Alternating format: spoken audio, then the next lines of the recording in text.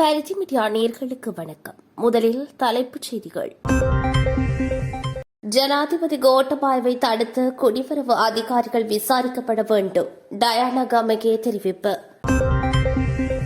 தீர்த்த உற்சவத்தில் நீராட சென்ற மாணவன் கடலில் சிக்கி பரிதாபமாக உயிரிழப்பு. தமிழ் மக்கள் அனுபவித்ததை தற்போது சிங்கள மக்கள் உணர்கின்றார்கள். சாணக்கியன் தெரிவிப்பு. ஜனாதிபதியின் இல்லத்தில் பணத்தை எண்ணிய இளைஞன் அதிரடி கைது. அமைச்சரவையில் ராஜபக்சர்கள் எவருமே வேண்டாம். சந்திரிகா ஆதங்கம். காலிமுகத்திடலில் இருப்பவர்கள் போராட்டக்காரர்கள் அல்ல, அராஜகக்காரர்கள். விமல் வீரவம்ச தெரிவிப்பு. நாடளாவிய ரீதியில் உபதபால் அலுவலகங்களை மூட தீர்மானம். ரஞ்சித் ஆரியரத்ன தெரிவிப்பு. முன்னாள் ஜனாதிபதி கோட்டபாயவுக்கு அமெரிக்கா கொடுத்துள்ள மன ரீதியான அழுத்தம். தென்னிலங்கையில் இரத்த ஆறு ஓடும், பகிரங்கமாக எச்சரிக்கை. வன்முறையில் ஈடுபட்டவர்கள் வெளிநாடு செல்ல முடியாது, அரசு வேலையும் கிடையாது. சரத் வீரசேகர பகிரங்கம். உண்டியல் முறை மூலம் வெளிநாட்டு பணங்களை பரிமாற்றிய இளைஞன் கைது. போராட்டத்தில் ஈடுபட்டிருந்த இளைஞர்களின் கோரிக்கை தொடர்பில் ரணிலின் முக்கிய அறிவிப்பு. அதிகாலை இடம்பெற்ற துப்பாக்கி சூடு, இளைஞர் ஒருவர் பலி. இனி தொடர்பான விரிவான செய்திகளோடு.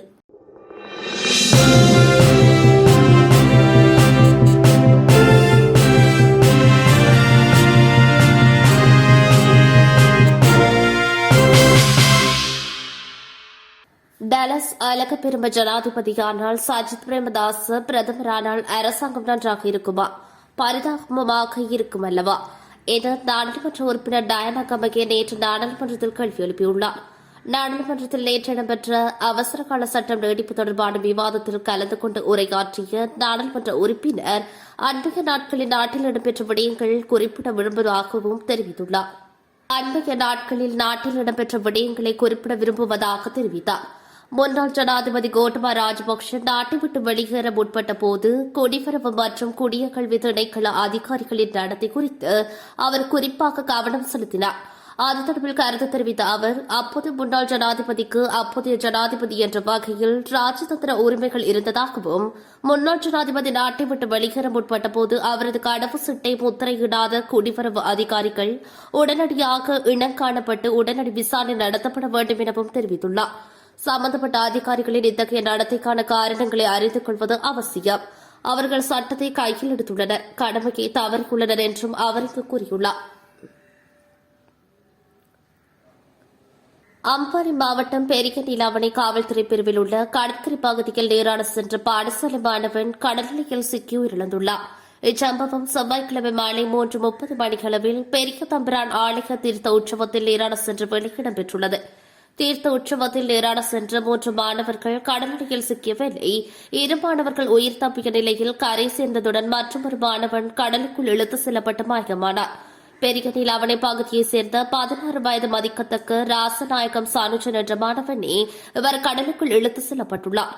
கடலுக்குள் இழுத்து செல்லப்பட்டு காணாமல் போன மாணவனை தேடும் பணியில் கடற்படையினர், கடற்தொழிற்சாளர்கள், உறவினர்கள் ஈடுபட்டிருந்த போதும் குறித்த மாணவனை கண்டுபிடிக்க முடியாமல் போன நிலையில் நேற்று மாலை மாணவனின் சடலம் பெரிய நீலாவணை பகுதியில் கரையொதுங்கியுள்ளது. இதனை அடுத்து மாணவனின் சடலம் பிரேத பரிசோதனைக்காக கல்முனை அஸ்ரப் ஞாபகார்த்த வைத்தியசாலைக்கு எடுத்து செல்லப்பட்டது. மேலும் உடற்கூற்று பரிசோதனையின் பின்னர் சடலம் உறவினர்களிடம் கையளிக்கப்பட்டுள்ளதுடன் சம்பவம் தொடர்பில் மேலதிக விசாரணைகளை பெரிய நீலாவணை காவல்துறையினர் முன்னெடுத்து வருகின்றனர். காணாமலாக்கப்பட்டோர் விவகாரம், சிறையில் உள்ள தமிழ் அரசியல் கைதிகள் விடுதலை, காணி விடுவிப்பு உட்பட அடிப்படை பிரச்சினைகளுக்கு தீர்வு காண்பது குறித்து அரசு தலைவர்கள் விசேட அவதானம் செலுத்த வேண்டும் என தமிழ் தேசிய கூட்டமைப்பின் நாடாளுமன்ற உறுப்பினர் சாணக்கியன் தெரிவித்துள்ளார். அவசரகால சட்டம் தொடர்பில் நாடாளுமன்றத்தில் நேற்று நடைபெற்ற விவாதத்தில் கலந்து கொண்டு உரையாற்றும் போதே அவர் இவ்வாறு தெரிவித்துள்ளார். ஜனாதிபதியின் உத்தியோகபூர்வ இல்லத்தில் சொத்துக்களுக்கு சேதம் விளைவித்தார் என்ற சந்தேகத்தின் பேரில் 26 வயதான இளைஞர் ஒருவர் கைது செய்யப்பட்டுள்ளார். கடந்த ஜூலை மாதம் 9ஆம் தேதி ஜனாதிபதியின் இல்லத்தினை பொதுமக்கள் முற்றுகையிட்டதன் பின்னர் சொத்துக்களுக்கு சேதம் விளைவித்தமை தொடர்பில் மேற்கொள்ளப்பட்ட விசாரணைகளின் அடிப்படையிலேயே குறித்த இளைஞர் கைது செய்யப்பட்டதாக போலீசார் தெரிவித்துள்ளனர். கொழும்பு 14 மெல்மாவத்தையில் சேர்ந்த ஒருவரை இவ்வாறு கைது செய்யப்பட்டுள்ளதாக தெரியவந்துள்ளது.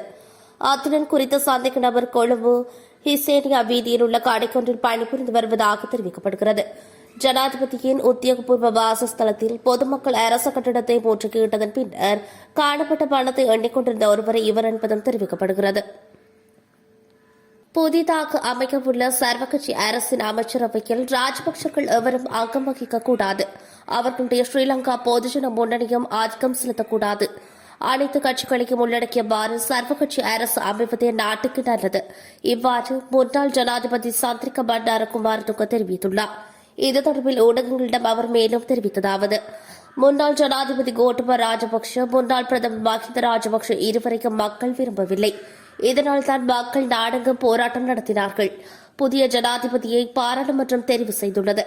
புதிய பிரதமரின் ஜனாதிபதி தனக்குரிய அதிகாரத்தை பயன்படுத்தி தெரிவு செய்துள்ளார். இந்த நிலையில் இடைக்கால சர்வகட்சி அரசு அவசியம். தனியொரு கட்சியை பிரதிநிதித்துவப்படுத்தி ஆட்சியை கொண்டு நடத்த முடியாது. அனைவரது ஒத்துழைப்பும் ஆலோசனைகளும் மிகவும் அவசியம். ஆளும் தரப்பு எதிர்த்தரப்பு என்ற பேதம் இல்லாமல் சர்வகட்சி அரசு அமைய வேண்டும்.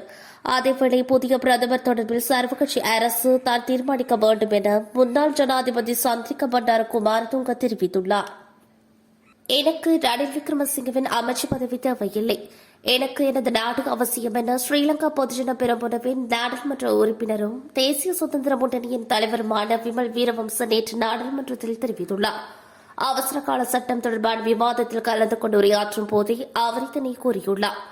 காலிமுகத்திடலில் இருப்பது போராட்டக்காரர்கள் அல்ல, அராஜகக்காரர்கள். இதில் இருப்பது நாட்டை வீழ்த்தும் சூழ்ச்சி திட்டம். அதற்கு இடமளிக்க முடியாது எனவும் லட்சக்கணக்கான மக்களின் நியாயமான ஆதரத்தை விமர்சிக்கவில்லை எனவும் அவர் குறிப்பிட்டுள்ளார். நாடளாவிய ரீதியில் உள்ள அனைத்து உபத்தபால் அலுவலகங்களும் இன்று மூடப்பட உள்ளன. நிலவும் போக்குவரத்து நெருக்கடிகளை கருத்தில் கொண்டு இந்த தீர்மானம் எடுக்கப்பட்டதாக தபால் மா அதிபர் ரஞ்சித் ஆரியரத்ன தெரிவித்துள்ளார். அதற்கமைய மறு அறிவித்தல் வரை அனைத்து உபதபால் அலுவலகங்களும் திங்கள், செவ்வாய், புதன், வெள்ளி மற்றும் சனிக்கிழமைகளில் காலை 9 மணி முதல் மாலை 3 மணி வரை திறக்கப்படும் என தபால் திணைக்களம் தெரிவித்துள்ளது. தபால் நிலையங்கள் திங்கட்கிழமைகளில் மூடப்பட்டிருக்கும் என்பதுடன் செவ்வாய்க்கிழமை முதல் சனிக்கிழமை வரை காலை 8:30 மணி முதல் மாலை 4:30 மணி வரை திறக்கப்பட்டிருக்கும் எனவும் தெரிவிக்கப்பட்டுள்ளது. முன்னாள் ஜனாதிபதி கோட்டபய ராஜபக்சவுக்கு அமெரிக்கா மன ரீதியான அழுத்தம் பிரயோகித்து வந்ததாக நாடாளுமன்ற உறுப்பினர் விமல் வீரவம்ச தெரிவித்துள்ளார். நாடாளுமன்றத்தில் நேற்றைய தினம் உரையாற்றும் போதே அவர் மேற்கொண்டவாறு கூறியுள்ளார். முன்னாள் ஜனாதிபதி கோட்டபய ராஜபக்ஷ வாரத்தில் 3 தடவைகள் அமெரிக்க தூதுவர் ஜூலி சுங்கை சந்தித்து வந்ததாகவும் அதன்போது கோட்டபாய ராஜபக்சவுக்கு மன ரீதியான அழுத்தங்கள் பிரயோகிக்கப்பட்டதாகவும் அவர் குறிப்பிட்டுள்ளார். இலங்கையில் தமிழ் மக்களுக்கு எதிராக பிரயோகிக்கப்பட்ட அவசர கால சட்டம் தற்போது சிங்கள மக்களை நோக்கி திரும்பியுள்ளதாக தமிழ் தேசிய மக்கள் முன்னணி கூறியுள்ளது. அவசர கால சட்டத்தினூடாக காலிமுகத்துடன் ஆர்ப்பாட்டக்காரர்களை கைது செய்யும் செயற்பாடு தொடர்ந்து முன்னெடுக்கப்படும் என அந்த கட்சியின் நாடாளுமன்ற உறுப்பினர் செல்வராச கஜேந்திரன் கூறியுள்ளார். இதனால் தென்னிலங்கையில் இரத்த ஆறு ஓடுவதற்கான சந்தர்ப்பங்கள் காணப்படுவதாக அவர் பகிரங்கமாக எச்சரித்துள்ளார். நேற்று நாடாளுமன்றத்தில் இடம்பெற்ற அவசர கால சட்டம் தொடர்பான விவாதத்தில் உரையாற்றும் போதே அவர் இவ்வாறு எச்சரித்திருந்தார். போராட்டம் எனும் பெயரில் வன்முறையில் ஈடுபட்டவர்கள் வெளிநாடு செல்ல முடியாது எனவும் அவர்களுக்கு அரசு வேலை கிடையாது என்றும் முன்னாள் பொதுமக்கள் பாதுகாப்பு அமைச்சர் சரத் வீரசேகர நேற்று நாடாளுமன்றத்தில் தெரிவித்துள்ளார். வன்முறைகளில் ஈடுபட்ட பலரது கைவிரல் அடையாளங்கள் பெறப்பட்டு அவை விமான நிலையத்திற்கு அனுப்பப்பட்டுள்ளன. அவர்கள் வெளிநாட்டுகளுக்கு செல்ல முடியாது. அது மட்டுமல்ல, அரசு தொழில் உட்பட தொழில் வாய்ப்புகளை பெற்றுக் கொள்ளவும் முடியாது என தெரிவித்துள்ளார். மேலும் வன்முறைகளில் ஈடுபட்டவர்களே அவசர கால நிலை தொடர்பில் பயப்பட வேண்டும். சாதாரண ஆர்ப்பாட்டத்தில் ஈடுபட்டவர்கள் அது தொடர்பில் பயப்பட வேண்டிய அவசியம் கிடையாது என்றும் சரத் வீரசேகர தெரிவித்துள்ளார். உண்டியல் முறை மூலம் வெளிநாட்டு பணங்களை பரிமாறிக்கொண்டிருந்த நபர் ஒருவர் விசேட அதிரடிப்படையினரால் கைது செய்யப்பட்டுள்ளார். வெலிகம கல்புக்கு பிரதேசத்தில் நேற்று மேற்கொள்ளப்பட்ட சுற்றுவளைப்பின் போதே குறித்த நபர் கைதாகியுள்ளார். கல்புக்கு பிரதேசத்தைச் சேர்ந்த 27 வயதுடைய இளைஞனை இவ்வாறு சட்டவிரோதமான உண்டியல் முறையின் கீழ் வெளிநாட்டு பணத்தை மாற்றியமைக்காக கைது செய்யப்பட்டதாக காவல்துறையினர் தெரிவிக்கின்றனர். குறித்த நபரிடமிருந்து அமெரிக்க டாலர், யூரோ, பிரித்தானிய பவுண்ட் மற்றும் திர்ஹாம் போன்ற 1,67,00,000 ரூபாய் பெறுமதிமிக்க வெளிநாட்டு நாணயங்கள் கைப்பற்றப்பட்டுள்ளன. இது தொடர்பில் மேலதிக விசாரணைகளை வெலிகம காவல்துறையினர் முன்னெடுத்து வருகின்றனர். நாடு இக்கட்டான சூழ்நிலையில் இருக்கும் வேளையில் தான் அதிபராக பதவியேற்றதாகவும் பொருளாதார சவால்களை முறியடித்து நாட்டை முன்னோக்கி கொண்டு செல்ல பல நடவடிக்கைகளை எடுத்துள்ளதாகவும் ஸ்ரீலங்கா அதிபர் ரணில் விக்ரமசிங்க தெரிவித்துள்ளார். ஐக்கிய தேசிய கட்சியின் தலைமையகமான ஸ்ரீகோத்தவிற்கு நேற்று பிற்பகல் விஜயம் மேற்கொண்ட போதே ரணில் விக்ரமசிங்கே இதனை தெரிவித்துள்ளார்.